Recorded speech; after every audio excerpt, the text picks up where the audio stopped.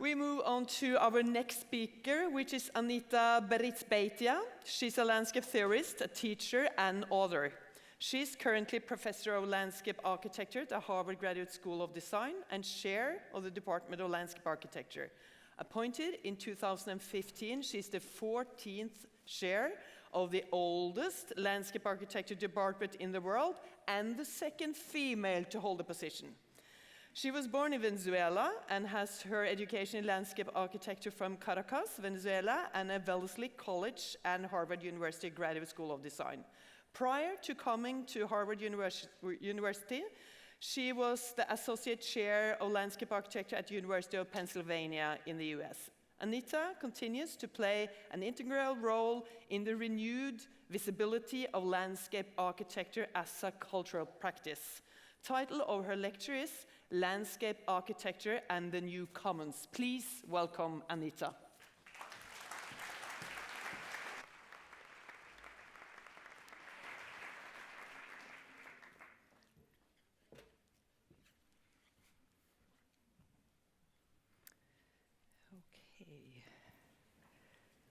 Good afternoon, everyone. Thank you for the honor of addressing this audience. Thank you, Marianne, for the invitation, and to IFLA. And what an honor to follow two of my favorite individuals and heroes since my early days. The commons as an idea and a practice precede landscape architecture, of course, by centuries, if not millennia, in many cultures, in many parts of the world. Today, in the face of an unfolding catastrophic and environmental crisis, landscape architecture continues to expand its scope, its modes of practice, to better engage with emerging ecological and social needs. In this presentation, I will argue that our future commons are those very landscapes that we as landscape architects recover, whether from war and other forms of conflict, pollution, extraction, or declining economic cycles. In other words, our field is actively engaged with the production of what are going to be the future commons in our increasingly urbanized world. However, in order to fulfill this critical role, landscape architecture will not only increase its capacity, but will need to broaden its methods to generate concrete solutions that refocus the direct or external effects of capitalism towards environmentally sound and democratic ends.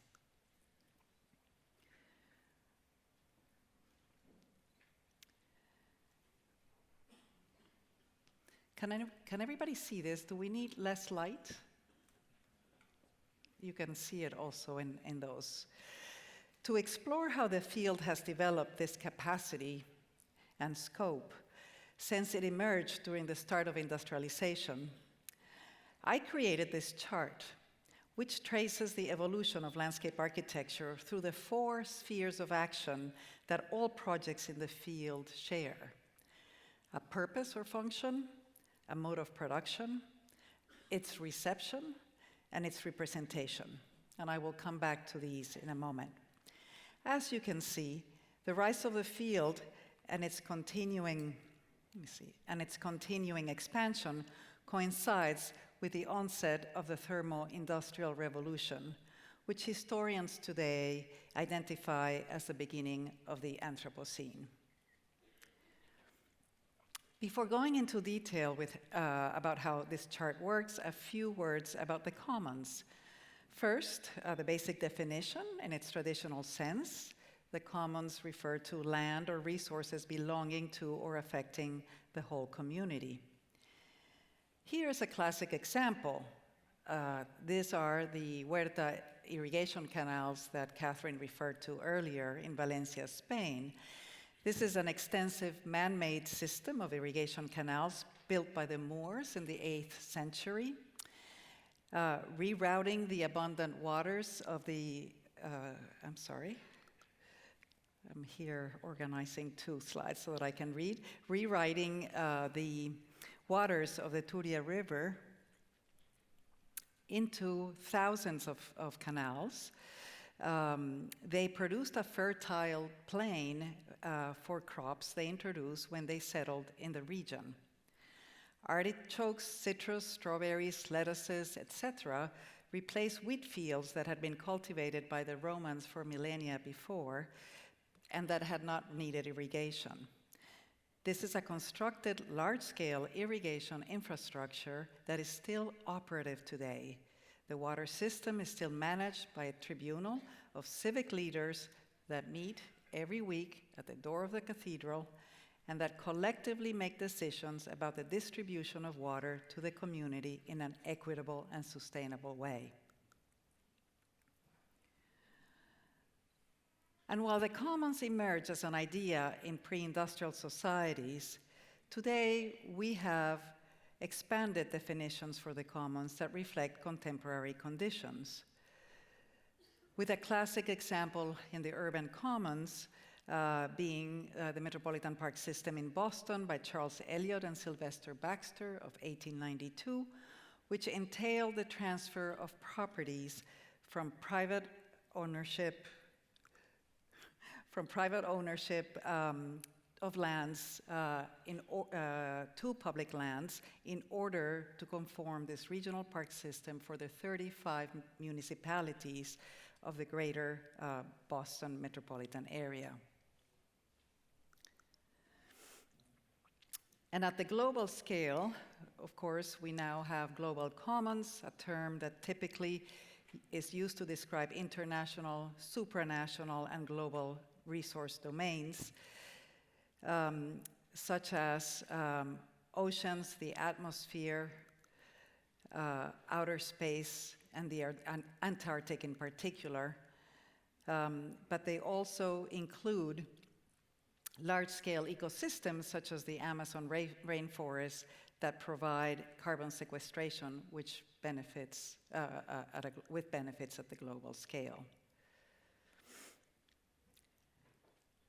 My objective in developing this chart stems from my interest in critical practices in landscape architecture, the focus of my research during the past 2 decades. By critical practices, I mean projects that mark a turning point because they define new methods of work and generate new standards of practice. Each of these projects in this screen, which I have written about, are critical in the sense that Max Horkheimer defines it. First, they identified something that was wrong, that was lacking. Second, they developed the know-how and the roadmap for implementation, the rules for evaluation. Thirdly, they created new standards of practice in the field moving forward. So, for example, here in the screen, and I'm sorry that you cannot see what I am seeing, but my first essay on the Boss Park was the first project that used process. In other words, the park was the result of the processes that constructed it. Of course, the work of Roberto Burle Marx in Caracas redefined the experience, the aesthetic experience of nature for an urban community that had not experienced that before. And again, the Metropolitan Park System. Something's wrong with the slides. Okay.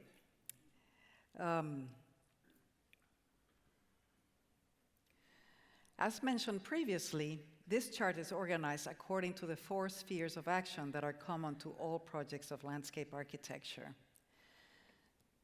The purpose of or function. Is it a garden? Is it a public park? Is it an infrastructure? The modes of production. Is it a public work or a private work or a combination of the two? In other words, who funds the project? And its reception. Who is it for? Who will be using it? And how will they use it, collectively or privately? You will note by now that I have not really included aesthetics in the chart. This is not because I don't care about them. I write quite a bit about them. We know that design itself, as perceived through its formal configurations, its materiality, its aesthetic sensibilities in the formal sense, is one of the ways we recognize disciplinary and professional advances. But in my work, I am more interested in the structural conditions that support and generate change in our discipline. In landscape, a medium that emerges at the intersection of economy, ecology, and society, the purpose or function, the mode of production, the reception, and representation constitute the basic underpinnings, the structural conditions that support, generate, and register change. So a few general notes about how this is organized. The chart moves left to right in a chronological way. It covers about 8 centuries, although I am not putting dates here, just sort of general periods. And each line works as a timeline. And although landscape architecture begins formally at around here, I include earlier eras just to serve as comparisons and to give you a sense of the scale of how landscape architecture has increased its scope. Next to the beginning of each era, you will see either a dashed line or a bold line. The bold line indicates a major shift in or transformation in that category during that time. A dashed line indicates little or no change, so say, for instance, from here to here, whereas a bold line indicates quite a bit of change, say, from here to here. The chart also starts Western, but it ends global. We all have the same problems right now.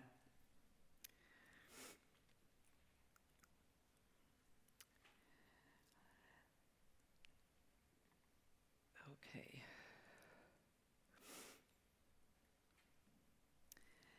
In terms of the first sphere of action, the purpose or function of the work, the chart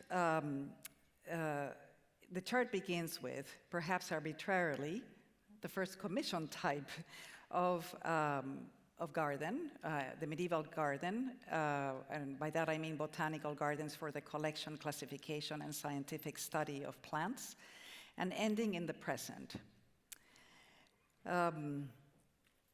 Moving left to right, new typologies of landscape begin to appear at a greater rate, beginning with the emergence of capitalism, the bourgeoisie, and the number of typology greatly rises during industrialization. By the time, for instance, Adolphe Alphand publishes the work The Promenade de Paris in 1867, 1873, he lists 30 types of public urban landscapes already by the third quarter of the 19th century. The process of expansion in the typologies of landscape architectural projects are still ongoing, right? And the way this chart works is that it's adding up and up and up. And my projection is that that scope will continue to increase. The typologies themselves have also evolved. Although we still make scientific and pleasure gardens and parks, there is still more work now related to conservation, recovery, remediation, reconciliation, mourning, healing, etc., than ever before. All of these are our new commons. They concern all of us, both environmentally and emotionally. Reflection and empathy remain a basic value for our field as we seek to draw people and nature closer to one another. In other words, in the present moment,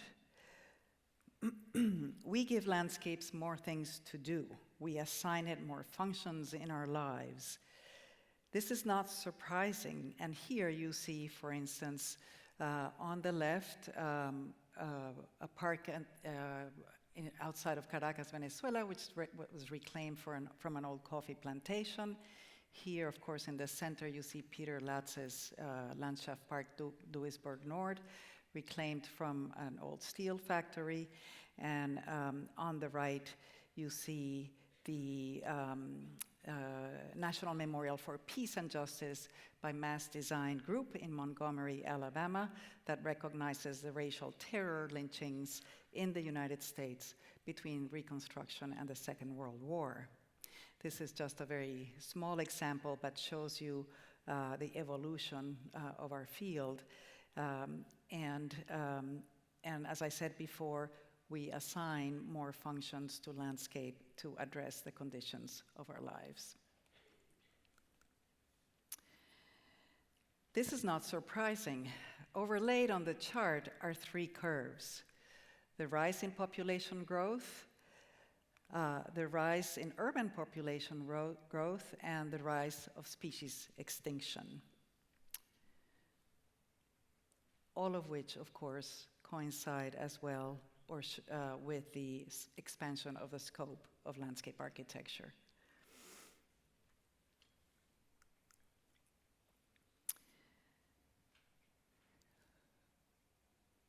Okay. The second category, or the second sphere, is the mode of production of the work of landscape architecture, and it refers to who makes the work. The client as a patron, the maker of the work, but also the forms of practice. One can characterize the evolution of the field in this sphere as moving from privately funded projects to private and institutional on the one hand, to the state at the other end of the spectrum, to a combination between the two, or a hybrid such as civic organizations, non-for-profit organizations, non-governmental organizations, to name a few. Some of these are actually equivalent to how collective action was organized in the past around the idea of the commons. My projection is that as the purpose or function of landscape architecture increases, so too will be the forms of governance and institutions. Those forms of governance and institutions will need to increase. In addition, the design itself has evolved from a single individual as the originator of the vision, meaning designer with a capital D of the past, to a deeply collaborative and multidisciplinary practice as landscape architecture addresses more complex issues. Okay.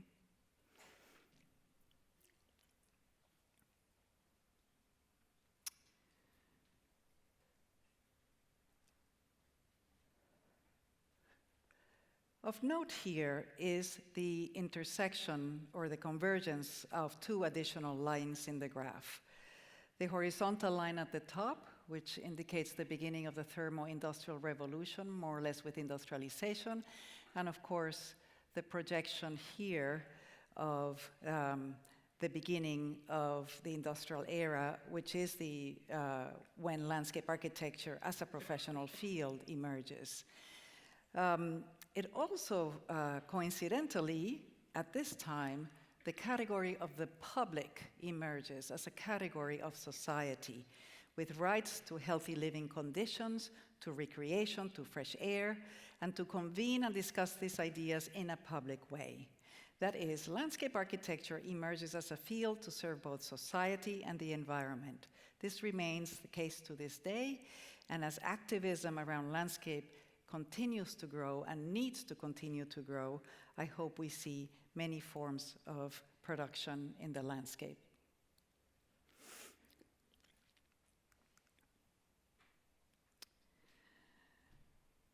The reception of the work, the third sphere of action. This refers to people and the communities that are served by the work of landscape architecture, those that utilize, live, or visit landscapes. Here we ask, who is landscape for and how do they receive its benefits? In this sphere, we see a shift from the private contemplative form of enjoying landscape, from individual to individual plus collective. And in the present, we see the proposal of a new expanded polity by philosophers such as Jane Bennett and others, where humans and non-human species live together, equally sharing resources, allowing a culture of coexistence to flourish. This is definitely a direction for the future as we seek to slow down species extinction, increase biodiversity in every single landscape that we design. Finally, the fourth sphere of action is a representation of the work. How do we draw landscape? What are the tools and technologies we utilize to advance ideas, to explore, and to convey them? New types of landscape requires new forms of representation, and so too we can see in the evolution of drawing different ways of understanding landscape space to meet emerging needs. And this is what these symbols begin to trace. Schematically, in the small diagrams, landscape space, or understanding of it, has evolved from enclosed static perspectival spaces of the medieval and Renaissance eras to vertically layered landscape space, to cartographic space, the horizontally layered space of GIS, to flow and dynamics of the digital era, to data, or a combination of all of these. Of note here is the role of technology has played in advancing the way we perceive, draw, map, and understand the many ways phenomena interrelates in landscape. The telescope, the photograph, the airplane, technologies of printing and reproducing, computer software, modeling machines, robots, machine learning, etc., have always given us and will continue to give us new eyes through which we know the environment we live in, and as a result help us imagine new spatial configurations and modes of experiencing landscape to reflect new knowledge.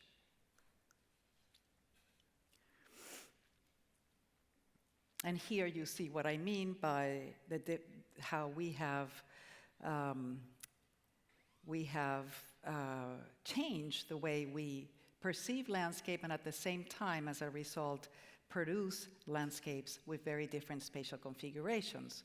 So from left to right, you see the enclosed spaces of the cloister garden, perspectival space of the Italian Baroque garden, Villa d'Este in Tivoli, the vertically layered spaces of the English landscape garden, the cartographic representations of the end of the 19th century. This is a detail of the Metropolitan Park system in Boston based on maps from the United States Geological Society. The so-called layer cake of the Macargian framework for analysis, and then the networked field conditions of the digital era.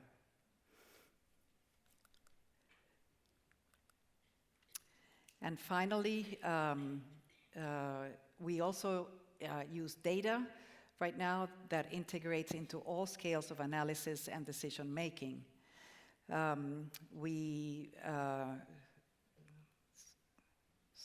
that slide isn't here.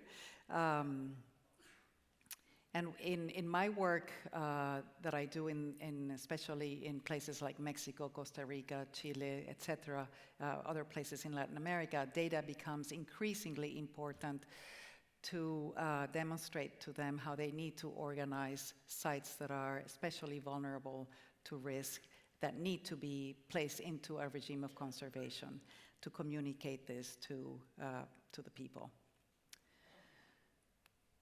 So finally, each column, as I mentioned, has different combinations of dashed and bold lines depending on which sphere has the most challenges.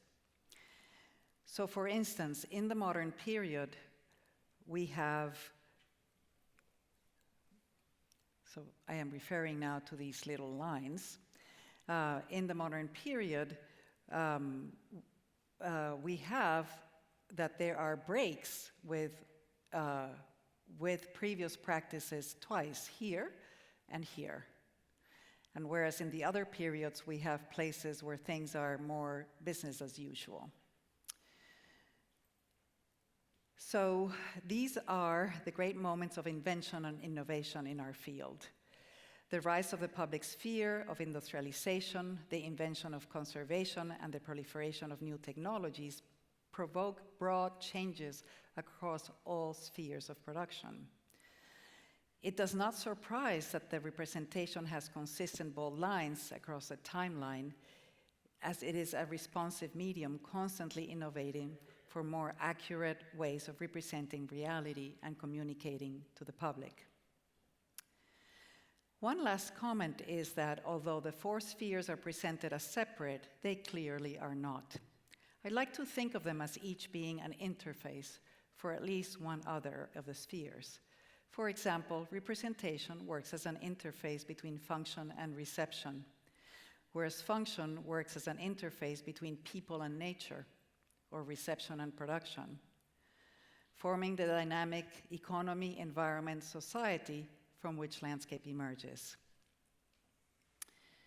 To conclude, I'll say that, as the chart indicates, landscape has and will continue to expand its scope of environmental and social as environmentals and social needs increase.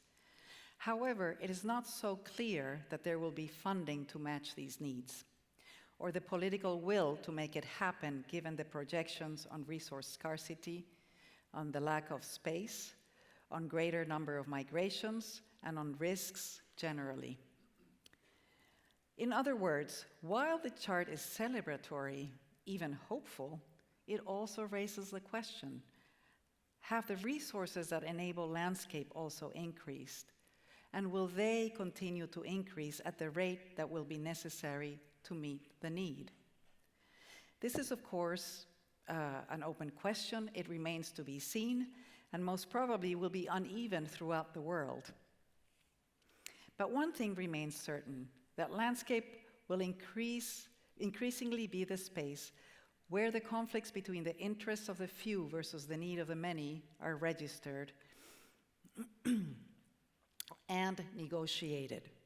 And while such mediating function around shared resources is precisely where the idea of the commons and the idea of landscape architecture intersect today, collective action and governance will have to expand equally and remain robust. Our future commons will be actively produced and defended by landscape architects. For the commons to persist, for landscape to persist, purpose, function, reception, and representation must work together towards specific forms of governance that are historically contextual and specific to the place, its politics, and its culture. Thank you very much.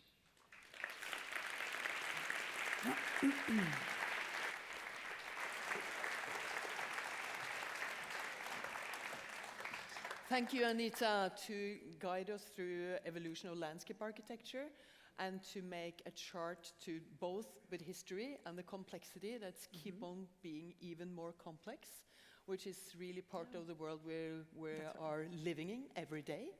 So it really, and you say there's more open questions, so I'd really invite the audience to questions to Anita. So please.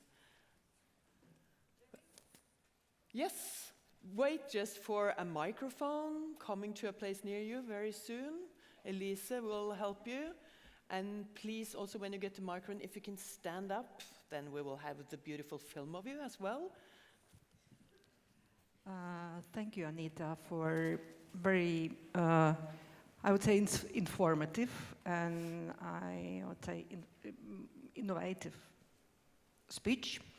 I have two questions, if I may. Yeah, two questions. One is about semantic borders of term commons. Yes. And another one about the word empathy. So the first question about semantic borders. I understood the classical understanding of term commons as these shared use of land or shared ownership and all what is around that. Recently, I experienced the application of this term to urban action. So the urban action of local community. And my question is, where are these semantic borders? So actually, if we apply it in a very broad sense, it dissolves somewhere in the cosmos. So actually the solar system is also some kind of community. Maybe we just don't know how it communicates. So can you elaborate on that? Thank you. Yes. Yes, no, thank you for that question. And it is, of course, now a very broad term, including the internet. But in terms of how it relates to landscape architecture, to how it relates to the future of land, of landscape, it is very clear now that, and what you see in this chart is that because that the evolution very schematically has been from completely institutional or private, let's say the church or the monarchy being in charge of production, to the state, right? We now know that neither of those two, the state or the private, can take care of the commons, of our commonwealth, let's say. And so what is the future? The future, in a way, has to go back to a combination of civic leadership, activism, private funds, state funds. It's going to become more and more complicated to try to ascertain how to protect our resources. And in the United States, in a way, we have all of these. We have states that are under the protection of federal law, let's say the national parks, although even those are now being attacked by the current administration. We have state land under conservation. We even have municipal land under conservation. But we also have, because the municipalities were not able to financially, to fiscally, by the 1960s, take care of public parks, we have the rise of conservancies. So these are public-private partnerships that are now very, very common. In fact, at least in the United States, is the only way that we now understand that we could have a public realm landscape in cities like Boston and New York and all of the other cities that have large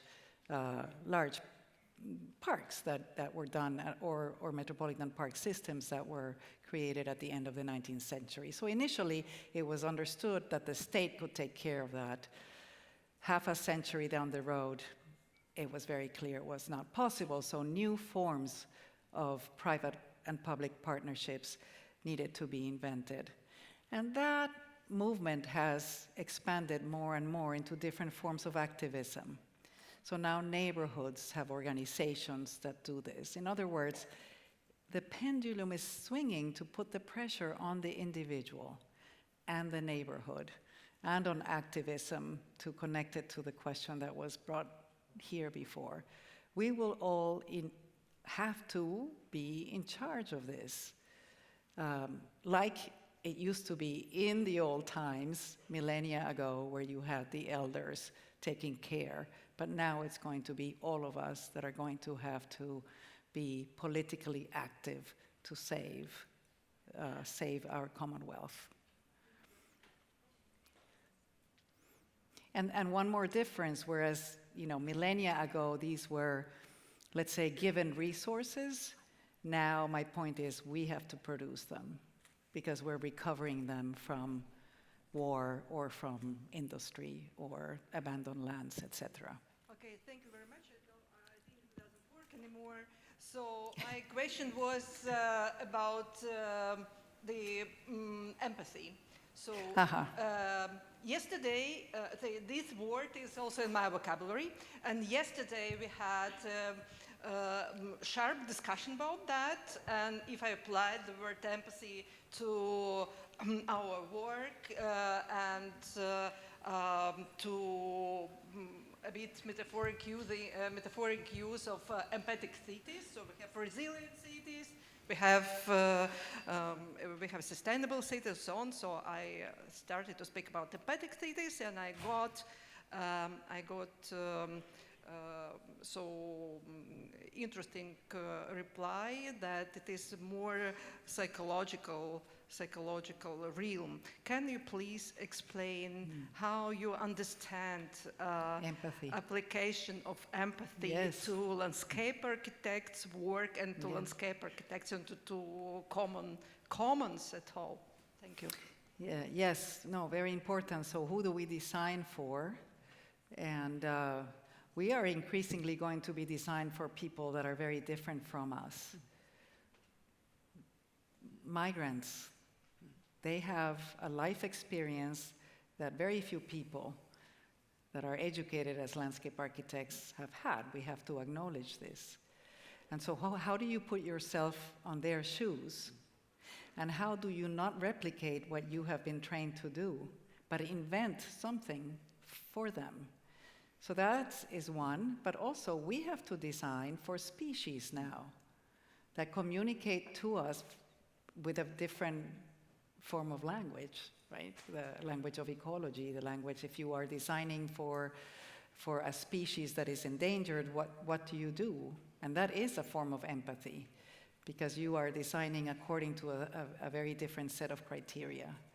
So if we're thinking of an expanded polity, in the sense that Jane Bennett speaks about, we have to also expand how we design. And the mechanism is the mechanism of empathy. It is not necessarily about your worldview, it is about the one on the receiving end. And that is either a community, a person, or a species of animal or of plant, or the air, or the atmosphere. Yes. Thank you so much. I think this starts to raise a lot of new questions that I hope you all will really keep on doing discussions. So big thank you to you, Anita. Thank you.